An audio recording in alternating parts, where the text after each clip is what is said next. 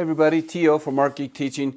Today I wanted to take a look at the top 5 tools for me as a mixed media artist. These are my favorite things that I could not live without or do much art without in my studio. Coming up. Okay, first things first, my go-to, Gesso. I use this all the time for all kinds of different things. I go through more gesso than anything else in my studio.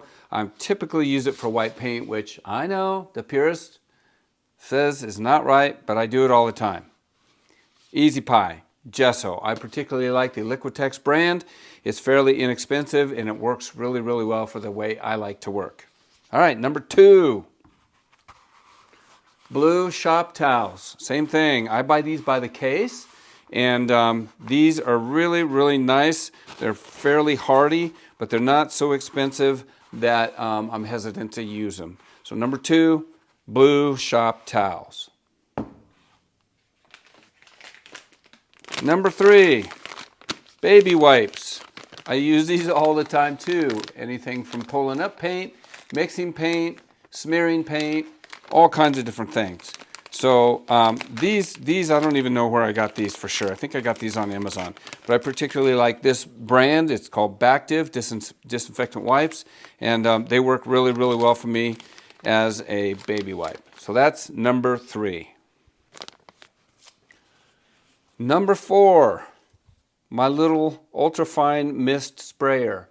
This one I use quite a bit more when I'm actually painting with acrylics than my big bottle. This one has a little bit broader spray pattern, but I guess any spray bottle will work. If I had to live with only one, it would be this one.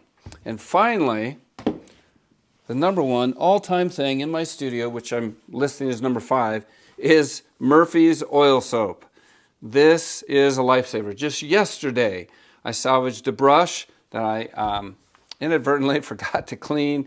It had, I can't remember, I think it had matte medium on it, and I forgot to clean it off, and so it was all crusted up and dried, and I just poured a little bit of soap in, a small little container, actually it was a cup, and tiny bit of water.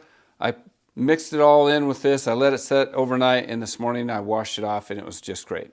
So anyway, those are my top 5 tools in my studio at this time. I realize sometimes it changes around, but right now, those are the top 5. Thank you for joining me. Have a good night.